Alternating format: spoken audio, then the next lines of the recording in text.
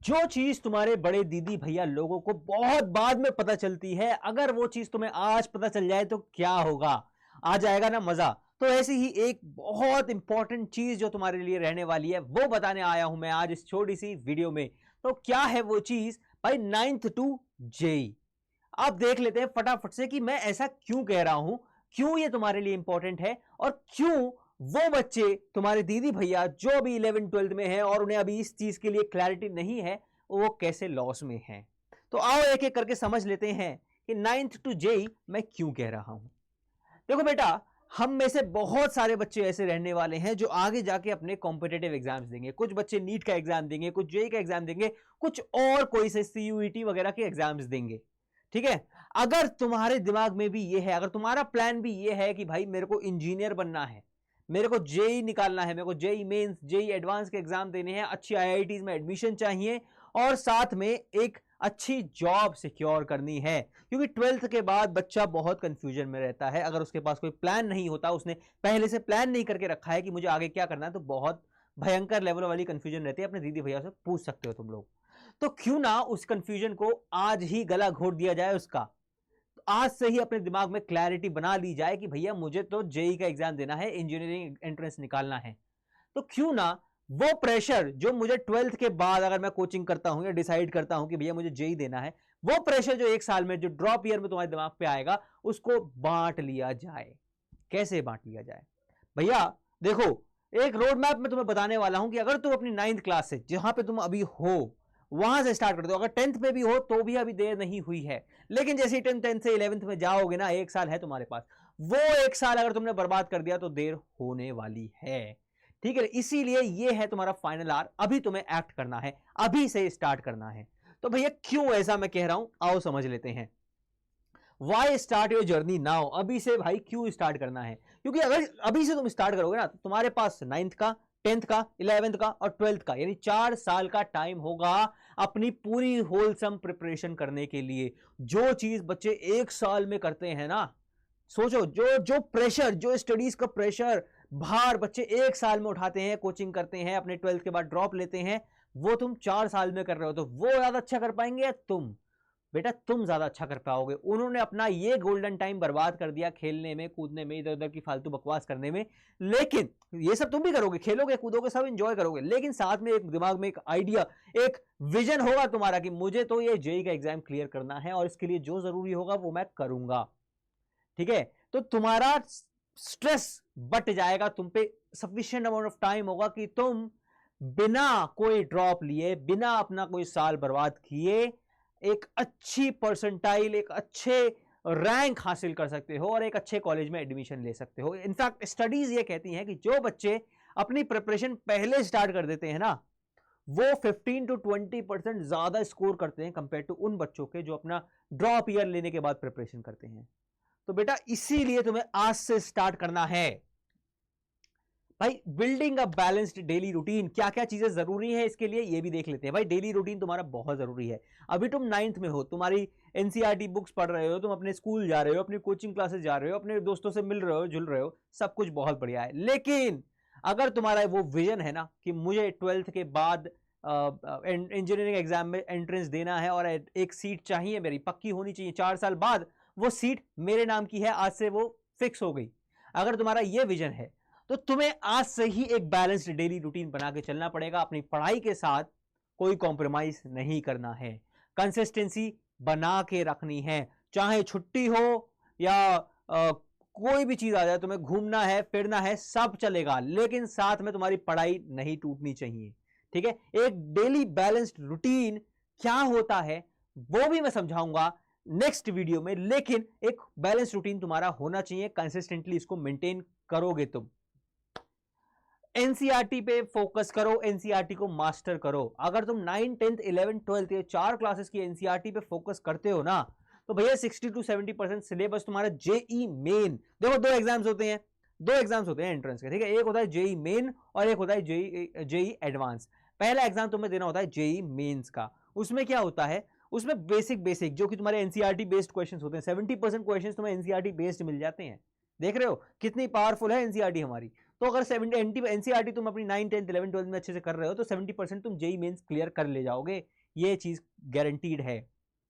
फिर होता है जेई एडवांस, जिसमें थोड़े हाई लेवल के क्वेश्चंस होते हैं जो कि हमें बाकी बुक से, रेफरेंस बुक से लगाने हैं, अपनी एनालिटिकल स्किल्स बढ़ानी है। वो कैसे, वो भी देख लेते हैं। तो सबसे इंपॉर्टेंट चीज है भाई, एनसीईआरटी तुम मास्टर करना है, तुम्हें एनसीईआरटी को अच्छे से पढ़ना है। बाकी सारी बुक्स बाद में आएंगी, एनसीईआरटी पहले आएगी। The power of effective note making next है यार। देखो नोट मेकिंग ना बहुत ज्यादा काम की चीज है, बहुत ज्यादा। हम लोगों के लिए भी, हम 11 12 में पढ़ रहे हैं, अपना 9 10 11 12 पढ़ रहे हैं, या जो बच्चे अपने जेई की, नीट की प्रिपरेशन कर रहे हैं, या जो एस्पिरेंट्स यूपीएससी तक की तैयारी कर रहे हैं ना, सारी तैयारियों में ये नोट मेकिंग का ना बहुत ज्यादा बड़ा रोल रहता है। तो क्यों ना हम नोट मेकिंग आज से ही स्टार्ट करें। चैनल पे वीडियोस पड़ी हुई हैं कि भैया नोट अच्छे से कैसे बनाने हैं, कैसे हम उन नोट्स का इस्तेमाल करके रिवीजन कर पाएं, इफेक्टिव नोट्स कैसे बनाने हैं, सब चीजें डाली हुई है चैनल पे, जाके देखो, समझ में आ जाएगा। लेकिन ये चीज क्लियर होनी चाहिए कि भाई नोट मेकिंग इज मस्ट, ठीक है। ये नहीं है कि भाई नोट बनाने से टाइम वेस्ट हो रहा है, नहीं, टाइम वेस्ट नहीं हो रहा, टाइम बचता है इनफैक्ट। सेकेंड इज, मतलब next is cultivating a strong mindset. देखो हम जिस जर्नी की बात कर रहे हैं ना, जो आईआईटी का एग्जाम तुम्हें देना है ना, जेई का, मेन का, एडवांस का, ये एक बहुत टफ कंपटीशन वाला एरिया है, और बहुत बड़ा हमारा ऑब्जेक्टिव हम सेट कर रहे हैं यहाँ पे, और हम सही लेवल पे हैं, हम सही टाइम पे इसको सेट कर रहे हैं, तो हमें एडवांटेज है।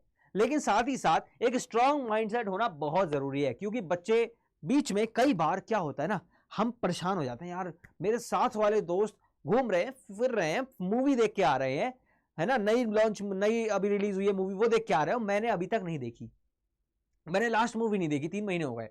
होगा, कई बार होगा, तुम्हें लगेगा यार पेरेंट्स घूमने जा रहे हैं, ये ऐसा हो रहा है, वो वैसा हो रहा है, मैं कुछ नहीं एंजॉय कर पा रहा हूं, क्या बात की लाइफ है मेरी ये। बेटा होगा, लेकिन एक बात ये भी ध्यान रखना कि जो तुम्हारे दोस्त जो घूम रहे हैं, फिर रहे हैं, मूवी देख रहे हैं ना, और तुम जो पढ़ाई कर रहे हो उस समय में, तो यही जो डिफरेंस है ना, यही वो एक डिफरेंस क्रिएट करेगा जब तुम एक एस्टीम्ड कॉलेज में जाओगे, एक आईआईटी का टैग लोगे, आईआईटी दिल्ली, आईआईटी बॉम्बे का टैग लोगे, और तुम्हारे फ्रेंड्स जो कि एक कोई दूसरे कॉलेज में होंगे, ठीक है। तो यही चीज देखो यार, एक अच्छी चीज, एक सुपर क्वालिटी की चीज और एक एवरेज क्वालिटी की चीज, दोनों में डिफरेंस तो होता ही है ना। और वो डिफरेंस कौन क्रिएट करता है? वो डिफरेंस तुम क्रिएट करोगे कि तुम्हारी क्वालिटी क्या है।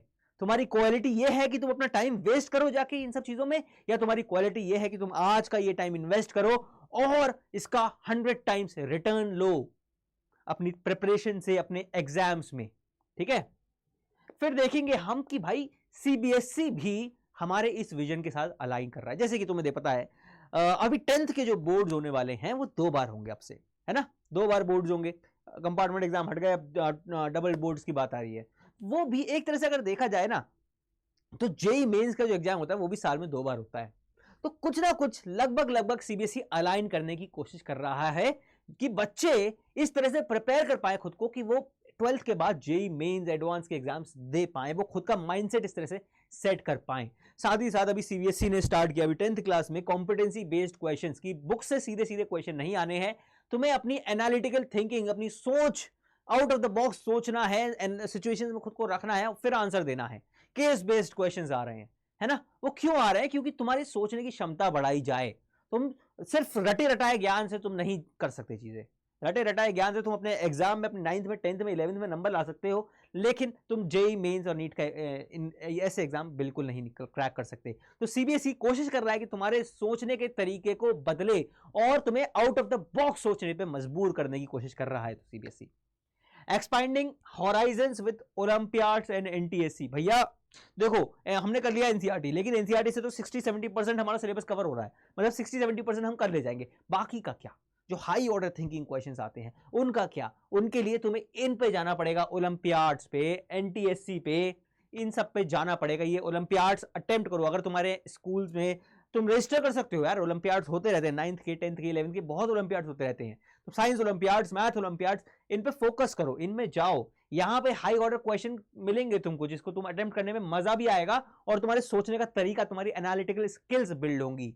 अब तुम सोचोगे सर हम तो 9th क्लास में हैं, इतना हाई लेवल का हम कैसे पढ़ें? बेटा पढ़ोगे, एक बार नहीं आएगा, 2 बार नहीं आएगा, प्रैक्टिस करोगे, टीचर से पूछोगे, हमसे पूछोगे, औरों से पूछोगे, स्कूल टीचर से पूछोगे, वो बताएंगे, और फिर धीरे धीरे तुम्हारे दिमाग में आने लगेगा, 2 बार 4 बार के बाद आने लगेगा। और वही चीज वही जो अभी तुम कंटिन्यूस एफर्ट मारते हो ना कि भैया नहीं आ रहा, कोई बात नहीं, दोबारा करूंगा, नहीं आ रहा दोबारा करूंगा, नहीं आ रहा दोबारा करूंगा, चौथी बार आके रहेगा, गारंटी मैं देता हूं। और यही तुम्हारे एफर्ट मारने की जो प्रैक्टिस यहां पे हो रही है ना, जो तुम्हारी आदत बन रही है ना, वो तुम्हें भयंकर फायदा देने वाली है जब तुम अपने एग्जाम्स दोगे, जेई के और जेई मेंस और जेई एडवांस के। तो यार यही रीजन है कि तुम्हें आज से, यानी 9th या 10th जिसमें भी क्लास में तुम अभी हो, right now you have to start your preparation for your entrance exams. ठीक है, अभी क्या पढ़ना है? अभी तुम्हें पढ़ना है तुम्हारे 9th का जो सिलेबस है वो कंप्लीट करना है, साथ में कॉन्सेप्ट क्लैरिटी पे ध्यान दो, रट्टाफिकेशन पे बिल्कुल नहीं। रट्टाफिकेशन तुम्हें कहीं नहीं लेके जाएगा, कॉन्सेप्ट क्लैरिटी होनी चाहिए। मोशन तुम पढ़ रहे हो ना, तुम्हारी 9th में मोशन चैप्टर है, मोशन पढ़ो, मोशन आता है तुम्हारे जेई के एग्जाम में। इनफैक्ट जो चैप्टर तुम्हारे अभी है ना साइंस में या मैथ्स में, वो सारे चैप्टर से कुछ ना कुछ आ रहा है तुम्हारे मेंस के एग्जाम में। तो एटलीस्ट हम इतना तो कर लें कि भैया हम 10th 12th करने के बाद, 11th करने के बाद जो चीजें हम पढ़ रखी हैं उनमें हमें ज्यादा मेहनत ना करनी पड़े। बच्चे परेशान क्यों होते हैं? बच्चे परेशान इसीलिए होते हैं कि एक साल में वो पिछले 4 सालों का पढ़ने की कोशिश करते हैं। अगर हम पहले से वो चीज पढ़े हुए होंगे तो हमें वो नहीं करना पड़ेगा, हमारा दिमाग ठिकाने पर रहेगा और हम कुछ उल्टा सीधा कदम उठाने के बारे में नहीं सोचेंगे। इनफैक्ट अच्छा परफॉर्म करेंगे, कम प्रेशर के साथ ज्यादा अच्छा खेलेंगे, परफॉर्म करेंगे। ठीक है, the foundation for future success. भाई सक्सेस इसी में है कि तुम्हें अपनी तैयारी आज से ही स्टार्ट करनी है, फाउंडेशन उसका अभी से रखना है। तुम्हें 9th से या 10th से जिस भी क्लास में हो तुम हो, ये करेक्ट मोमेंट है, अभी नहीं तो देर हो जाएगी, याद रखना।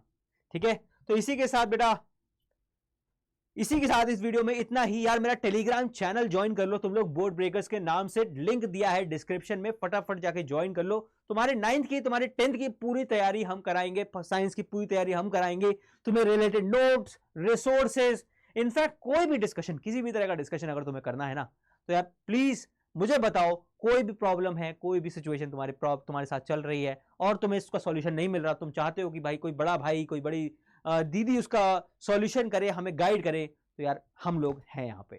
तो भाई मिलते हैं नेक्स्ट वीडियो में, तब तक के लिए थैंक यू सो मच।